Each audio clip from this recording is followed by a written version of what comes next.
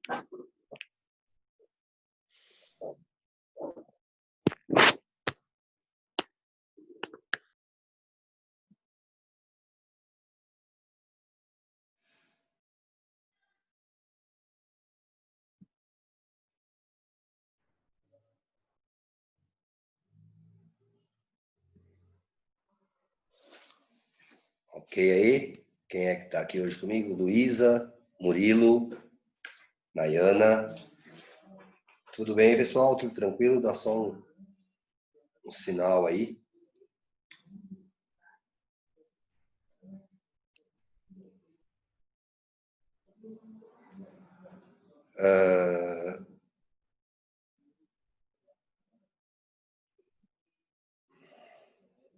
Todo mundo vendo a minha tela aí? Tá aparecendo para vocês a tela com a imagem do Camões, como analisar narrativas? Tá tudo certo aí?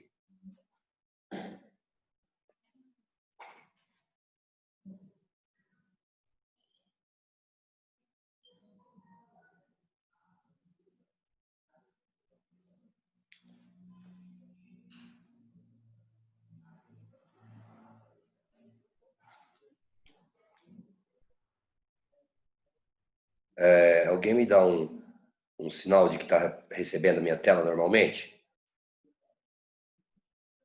Murilo? dando para ver, Hã?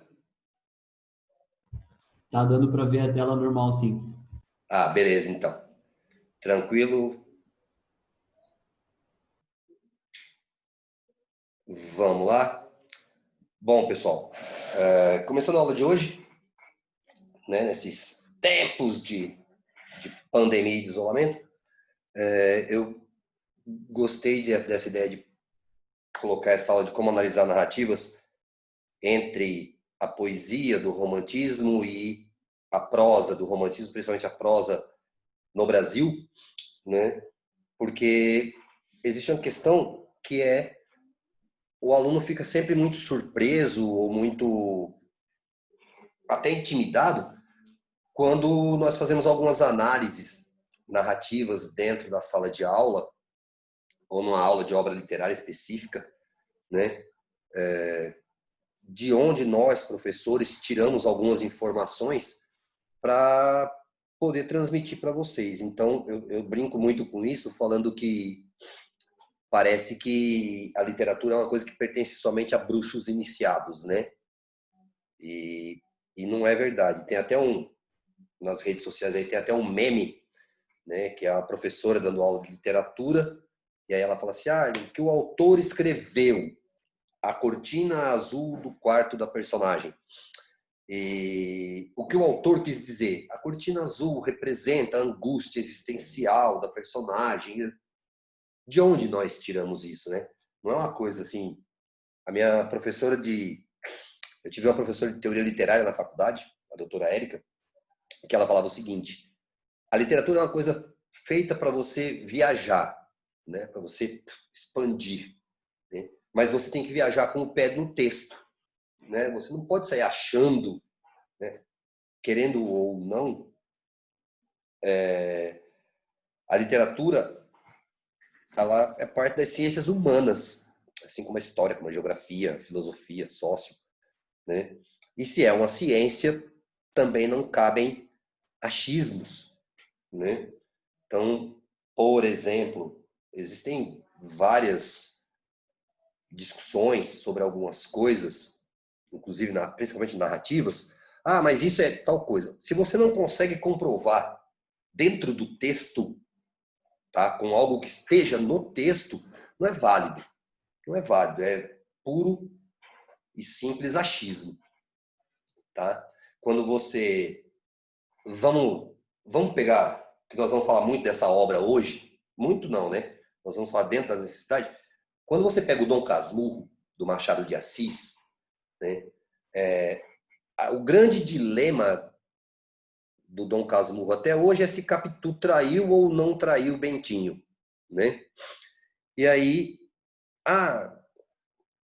uma vertente fala que traiu, outra vertente fala que não traiu.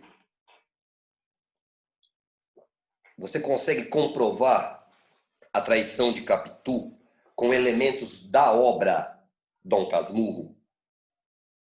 Consigo. Ok, então me mostra. Você consegue comprovar que ela não traiu com elementos da obra? Consigo, então me mostra. Né? A única coisa, nós vamos até tocar um pouco nesse assunto hoje, a única coisa que nós podemos ter como base é que o narrador da obra Dom Casmurro, ele não é um narrador confiável, por diversas questões inerentes à obra, tá? Mas ele não é um narrador confiável, já começa daí. Deixa eu só fazer uma pausa aqui, eu não avisei para vocês. Como essa aula ela é um pouco pesada, vamos dizer assim, eu vou dizer para vocês o seguinte: se vocês sentirem necessidade de interromper e para fazer alguma pergunta, podem ficar à vontade, tá? Eu não tenho problema nessa aula, não tem problema com isso não, tá? Para a gente não progredir com esses mecanismos de análise narrativa e deixar dúvida para trás, tá bom? Então nós vamos levar no mesmo ritmo que a gente leva na sala de aula, ok? E de novo, quando fechar o bloco, tem aqueles 2, 3 minutinhos para pegar uma água, rapidinho ir ao banheiro e voltar para a gente dar sequência, tá bom? Então, vamos começar. Como analisar narrativas, né? Se a gente pode analisar narrativas, nós temos que partir da premissa. O que é uma narrativa? Né? O que é? O que são? O que configura uma narrativa? A narrativa, ela fundamentalmente está presa a alguns elementos que nós vamos ver daqui a pouco e também a fatos, independente se são fatos reais ou ficcionais, tá? Você pode criar um fato, uma ficção, né? Então, a narrativa é uma contação. E desde que o mundo é mundo, desde que o homem teve um mínimo de consciência sobre si e sobre o seu entorno, existem narrativas, tá? A professora Cândida Vilares Gancho, ela, no livro dela, ela coloca, por exemplo, que as pinturas rupestres em cavernas, elas podem ser consideradas narrativas, né? Ali você tinha o homem primevo, o homem primitivo, através da pintura, já que nós não tínhamos um código alfabético, vamos dizer assim, narrando o seu dia a dia, contando o seu dia a dia, suas caças, os seus rituais de caças. Inclusive, a esse respeito, eu recomendo que vocês procurem nos arquivos da TV Cultura um programa chamado Mundo Museu, tá? Se eu não estou enganado, no Mundo Museu existe um episódio sobre as pinturas rupestres, que o pessoal, inclusive, construiu as pinturas rupestres em 3 dimensões para você poder perceber melhor aquilo ali. Tá? Então, desde que o mundo é mundo, o homem ele sente necessidade de narrar, né, de contar, que seja o seu dia a dia, que seja uma ficção criada e tudo mais. Tá? E a narrativa, ela nos pega. A narrativa sempre, óbvio, uma narrativa bem feita, né? A narrativa sempre nos pega. Então, quando você está assistindo a um filme do cinema, uma série, né, que está muito em voga de um tempo para cá, né, você tem uma narrativa ali, ok? Algumas músicas, vocês que são um pouquinho mais jovens que eu, vocês ouvem Legião Urbana, o Eduardo e Mônica é uma narrativa. Faroeste Caboclo é uma narrativa, tá? Então, a narrativa, ela surge da necessidade do homem de contar as suas vivências, vamos colocar assim. Tá? E isso entra a pessoalidade, a subjetividade dele e o seu entorno. Ok? Dentro dos gêneros narrativos, nós já vimos isso aí lá nas primeiras aulas, né, do porquê ler literatura, Nós temos 3 gêneros que eu vou tocar nesse ponto, porque é uma necessidade da gente dar uma atualizada nos arquivos, que são o gênero épico, o gênero lírico e o gênero dramático, né? Vamos lembrar rapidão do que seja isso. O gênero épico, né, são as narrativas que se prendem aos feitos heróicos, tá? De um herói individualmente ou de um herói em forma de coletividade, tá? De uma coletividade heróica. Então você tem o épico por excelência que nós já vimos nas aulas de estudos literários. Você tem o quê? A obra Os Lusíadas, que representa o épico, ou que nos mostra o que é um épico de uma coletividade. Os Lusíadas, o povo luso, o povo português. Você tem a Odisseia, né? A Odisseia é um texto épico de uma individualidade do Ulisses, do Odisseu, tá? Então você tem no texto épico a narrativa de feitos heróicos, tá? De um herói isoladamente ou de uma coletividade heróica. Lembrando aqui que eu estou falando do texto épico, não obrigatoriamente constituído ou construído em prosa, tá? Na língua portuguesa, na literatura brasileira, nós temos um texto que é um épico, querendo ou não, que é O Grande Sertão Veredas, do Guimarães Rosa. Tá? São 700 páginas, é um catatal assim, lindíssimo, maravilhoso, tá bom? Então, texto épico, narrativa de feitos heróicos. Texto lírico, né? Vamos desmistificar aquela ideia que o texto lírico é o texto que fala do amorzinho, do viadinho pulando o riachinho num dia de solzinho com a nuvenzinha. Não, texto lírico, né? Além daquela concepção lá dos séculos passados de que é o texto composto para ser acompanhado por um instrumento musical, mormente a lira, daí o nome lírico, né? O texto lírico, a narrativa lírica, é a narrativa que é marcada pela subjetividade, pela presença de um eu subjetivo, subject em inglês, sujeito, né? Então, o texto lírico é o texto que expõe uma subjetividade. Beleza? E o texto dramático, que de todos talvez seja, dos 3 talvez seja o que menos vai nos afetar hoje, é o texto teatral, tá? Drao, D-R-A-O, drao, em grego, é ação. O texto dramático é o texto marcado pela ação. Fundamentalmente, a ação realizada, ou as ações realizadas pelas personagens. Tá bom?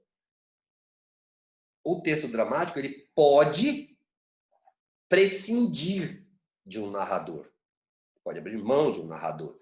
Tá? Então, talvez, por isso, seja das 3 modalidades textuais, dos 3 gêneros narrativos, o que menos nos afete nessa aula de hoje. Tudo bem?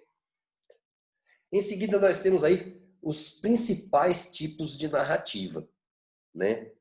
Romance, novela, conto, crônica. Eu já falei isso em sala e é muito comum, né? Eu sempre repito isso, porque é muito comum, perdão, que nós sejamos encontrados com um livro embaixo do braço. Ah, professor, que livro é esse que você está lendo? Ah, um romance. Professor, você está lendo uma história de amor? Não, não é uma história de amor, é um romance realista, como eu estou lendo agora o Quincas Borba, né? Estou relendo o Quincas Borba. É um romance realista. Ah, mas romance não é a história, sempre uma história de amor? Não, tá? Romance, lembra lá quando o professor Melécio explicou para vocês forma e conteúdo, né? Eu lembro, inclusive, que possivelmente eu tenha dado o exemplo do Rei Leão e do Hamlet, né? O Rei Leão e o Hamlet são a mesma história, basicamente, ou seja, o mesmo conteúdo, mas a forma de contar é diferente. Forma e conteúdo são 2 faces da mesma moeda, que eu somente separo por uma questão de didática. Explicar o que é forma, explicar o que é conteúdo. Por quê? Forma e conteúdo estão diretamente ligados. Tá bom? Então, romance, o conceito de romance não diz respeito ao conteúdo, diz respeito à forma. Então, vamos lá. Qual é essa forma? O romance, ele funciona basicamente da seguinte maneira. Você tem uma célula dramática central, um núcleo dramático, ok? E você tem várias outras células que orbitam em volta e que se ligam a essa célula dramática, a esse núcleo dramático, ok? Vamos pensar na nossa querida obra Dom Casmurro, do Joaquim Maria Machado de Assis, né? O núcleo dramático é o quê? Bentinho e Capitu. Aí você tem outras células dramáticas no entorno, núcleos, outros núcleos, né? Você tem a casa que o Bentinho foi criado, que tem a mãe dele, que é a Dona Glória, tem a prima Justina e tem o tio Cosme, né? Isso é uma outra célula. Você tem a casa da Capitu. Você tem o seminário onde ele conheceu o Escobar. Você tem depois a casa do Escobar casado com a Sancha. São todos núcleos que orbitam em volta do núcleo principal e que estão diretamente ligados a esse núcleo principal, tá? Ao Bentinho e à Capitu, né? Ok? Ilustrando, uma forma de ilustrar assim para ficar mais palpável, as novelas televisivas seguem muito, né, a estrutura do romance literário. Você tem um núcleo, vários outros núcleos em volta ligados a ele. Tá bom? Ok. A novela, ela tem uma estrutura muito semelhante à do romance. Tá? Qual é a diferença? Você tem a célula dramática, o núcleo principal, tem os núcleos que orbitam em volta, mas o que acontece? Esses núcleos que orbitam em volta não obrigatoriamente estão presos ao núcleo dramático central. Tá?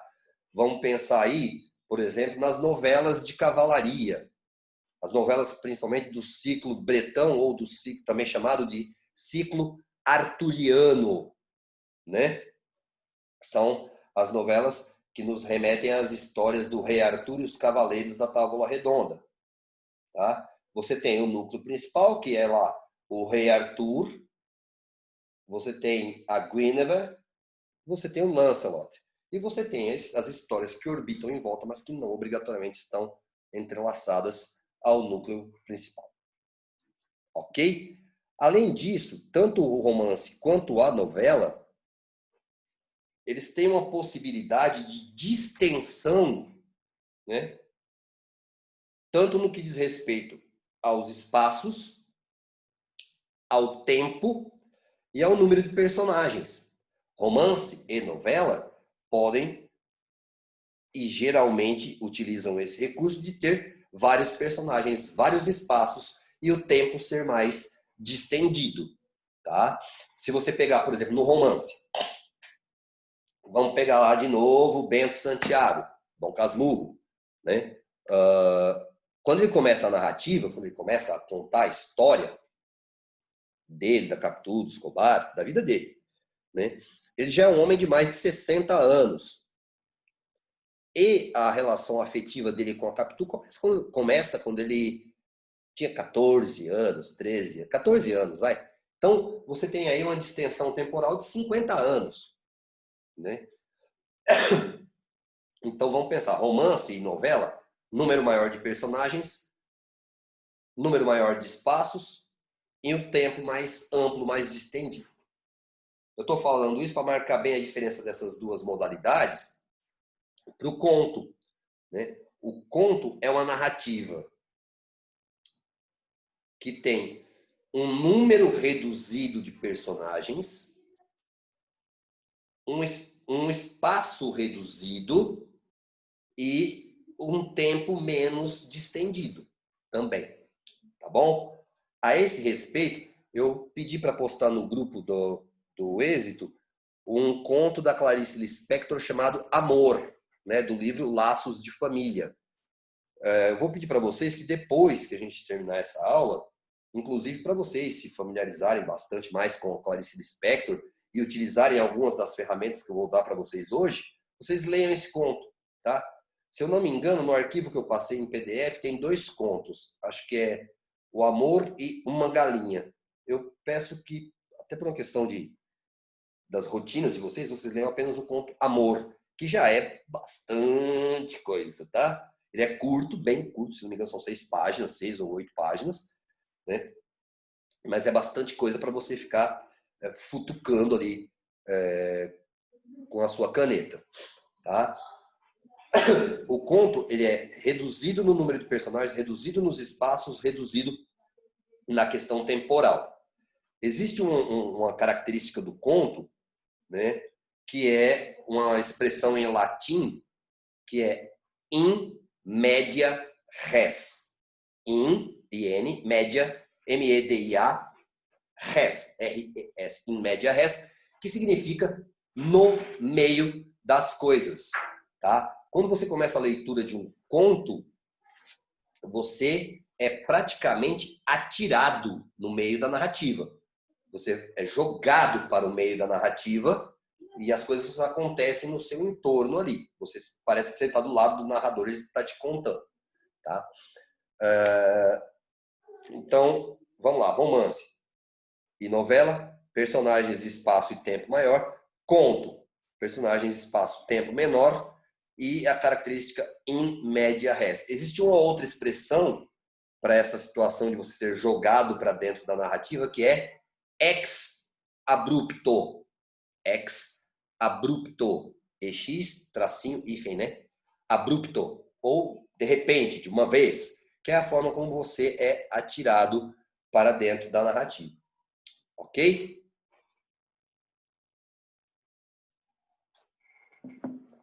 E a quarta modalidade de narrativa, o quarto tipo de narrativa, tá? É a crônica. Durante muito tempo, a crônica foi considerada um gênero menos importante, menor. Tá? Só que a crônica, talvez por ela não ser ligada, não sei, eu não entendo muito isso direito, mas a crônica ela é muito livre. Ela é uma modalidade muito livre no que diz respeito à estrutura, no que diz respeito ao vocabulário, à linguagem especificamente, e no que diz respeito aos temas, tá? A crônica ela é livre no que diz, nesses 3 aspectos: tema, linguagem e estrutura. Nós temos excelentes cronistas na literatura brasileira, tá? Um deles é o, meu Deus,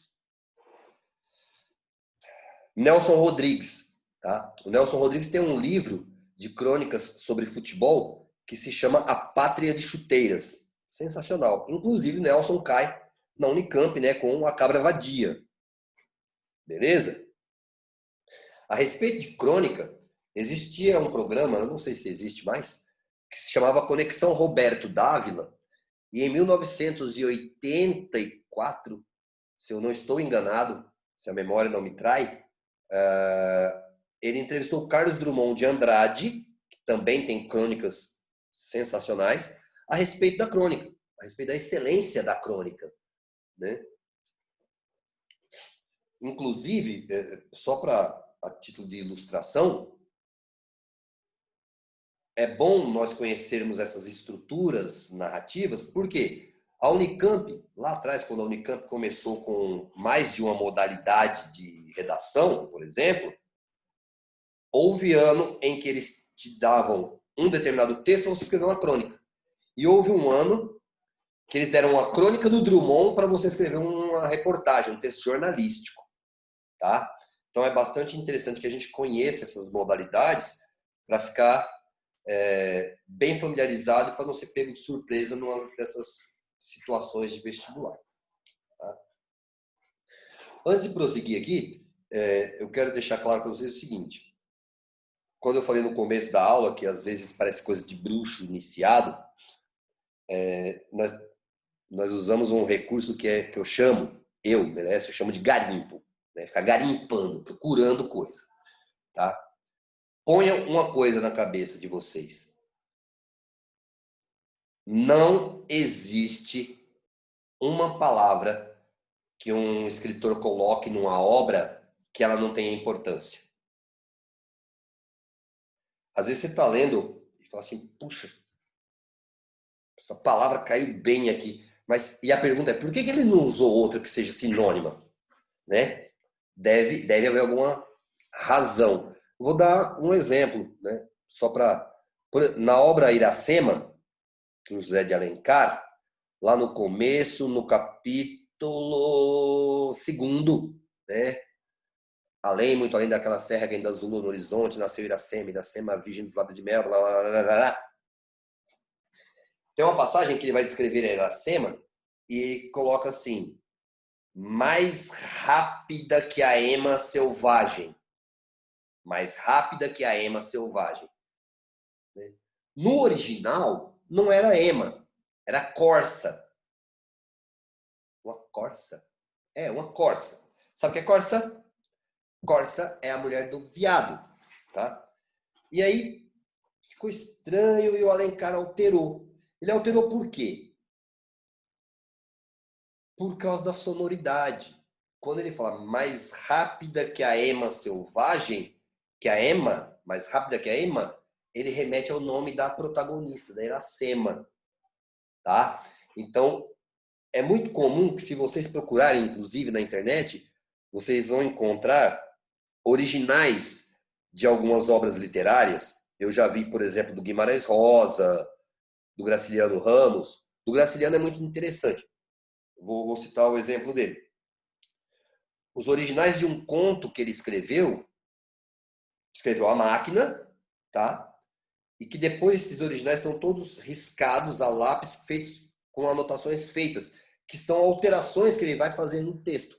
Esse conto que ele altera, que aparece a reprodução na internet, é o conto que fala de uma cachorra bastante humanizada e tudo mais, que é o conto que vai dar origem ao livro Vidas Secas. Tá? Então, quando vocês vão fazer uma leitura, ler está muito além de simplesmente juntar palavras e juntar uma historinha, vamos dizer assim. Tá? O ler pressupõe que você mergulhe no subtexto. Tá? Subtexto, por baixo. Você tem o texto literário e tem o texto por baixo, que é aquilo que o autor quer te transmitir. Lá, quando eu comecei as aulas com vocês, na aula Por que Ler Literatura, o primeiro slide é a foto Carlos Drummond de Andrade com os versos de um poema dele que diz: sob a pele das palavras há cifras e códigos. Lembra disso? Então, é justamente para vocês terem isso em mente. Quando você vai estudar uma obra literária, qualquer que seja ela, você precisa saber que o autor não só escreveu, ele disse alguma coisa, ele quis te dizer alguma coisa além da história que ele está te transmitindo.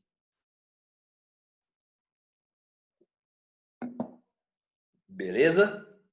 Vamos adiante, bravos guerreiros?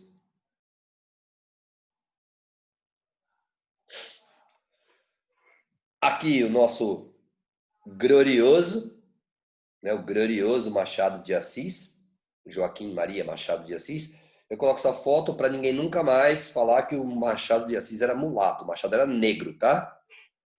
Então, até porque o termo mulato é um termo pejorativo que remete a mula, animal de carga. E aí no nosso slide está o quê? Estão, né? O quê? Os elementos da narrativa. São 5 elementos fundamentais que constituem a narrativa. Não sei se vocês já trabalharam com texto jornalístico, com reportagem, tá? Essas perguntas que estão aqui, o que, quando, onde, com quem, são as mesmas perguntas que você faz quando você vai escrever uma reportagem, tá? Então, só que na reportagem existe uma variante. Você faz essas perguntas, responde a essas perguntas, e só que a ordem de importância delas dentro da reportagem, quem dá é você, o redator. Tá? A gente usa até a figura da pirâmide invertida de ordem de importância. O que é mais importante no topo para o menos importante na base. Lembrando que está invertida. Ok? E quem dá importância para qualquer um desses elementos dentro do texto jornalístico da reportagem é você. Tá bom? Então, os elementos da narrativa são o que aconteceu, quando, onde, com quem e quem me conta isso. Tá bem? São chamadas double-edged questions, se eu não estou enganado, isso é em inglês, né? What, where, when, who, né? Double-edged questions.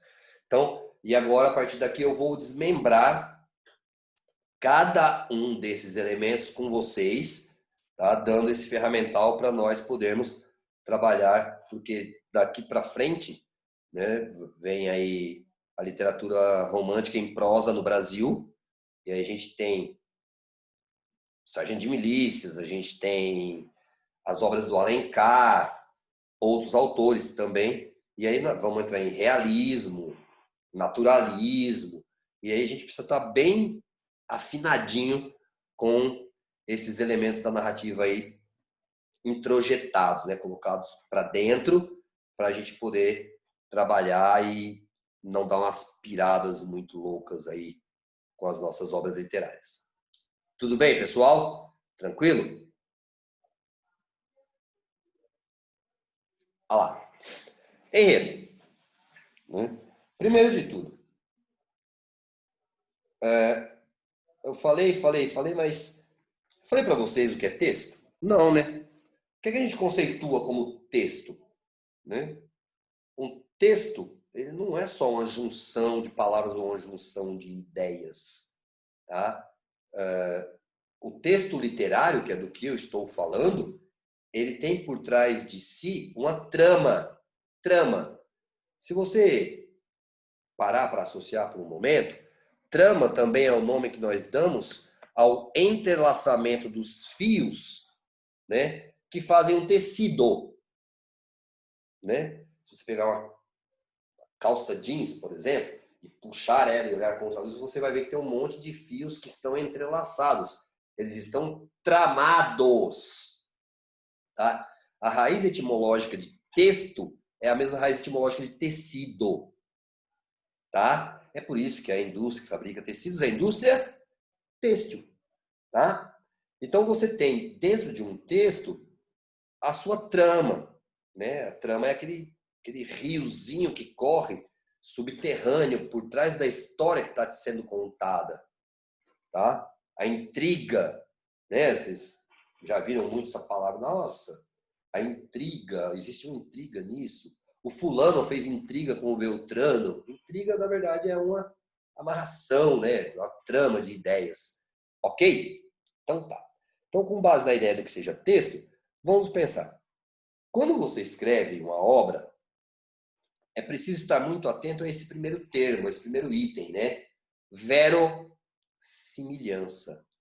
Vero, né? Quem conhece um pouco de italiano, existe o ditado italiano, se non è vero, è bene trovato. Né? Por quê? Se não é verdadeiro, é bem falado. Então, vero, verdadeiro. Similhança, similitude, similar, ou seja, semelhança com a verdade. É obrigatório que seja com a verdade externa à obra? Não, não é obrigatório. Tá? Você pode ter uma obra que ela é verossímil à realidade externa dela. Eu tenho um grande amigo meu que é escritor e ele escreve romances policiais. Ele escreveu Toupeira, sobre o assalto ao Banco Central. Recentemente, ele reeditou sobre o crime da família Richthofen.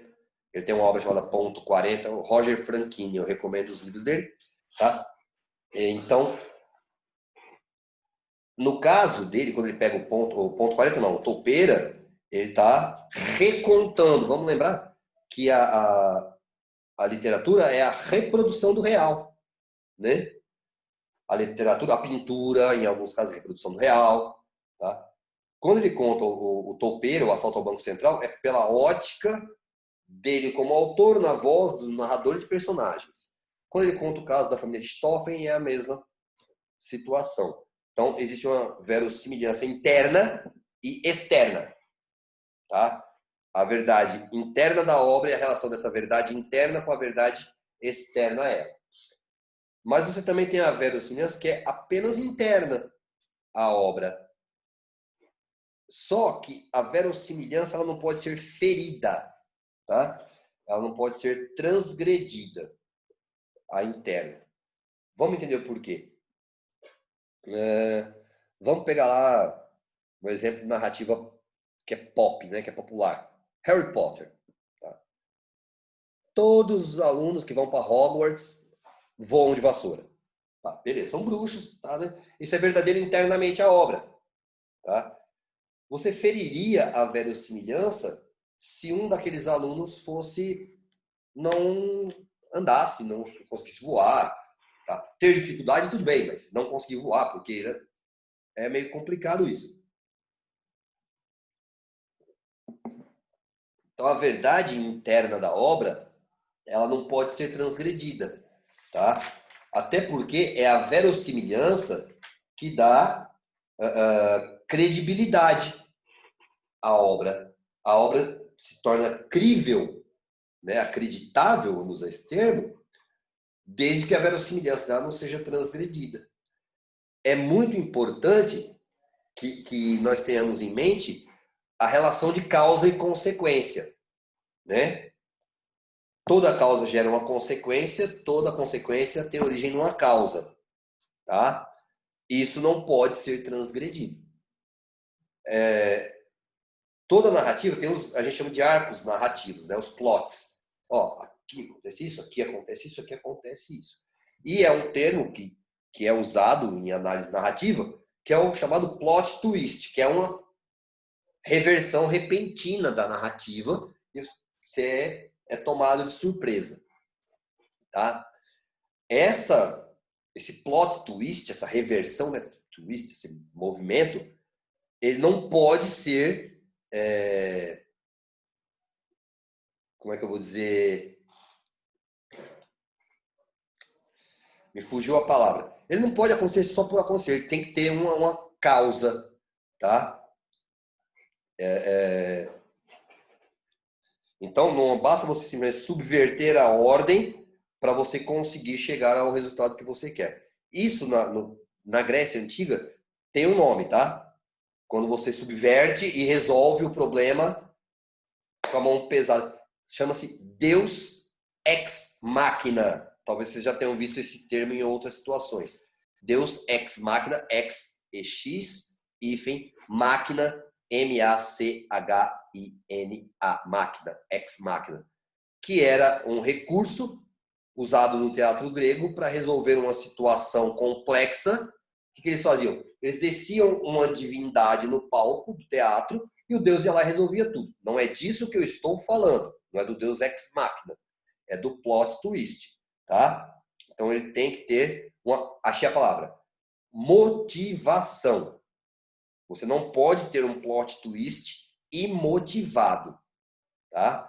Causa gera consequência, consequência tem origem na causa. Joia? Então, você tem os arcos narrativos, os plots, e você pode encontrar plot twist, que é a reversão. O nosso tempo desse primeiro bloco está acabando. Vai ficar aquela questão de 2 minutinhos para tomar uma água rapidão, fazer um xizinho e voltar para a gente continuar. Eu vou daqui para frente com vocês. Ok? Então, a verossimilhança é a que dá credibilidade à obra. Ok? Baseado em relação causa-consequência. Joia? Em seguida, no próximo bloco, eu vou para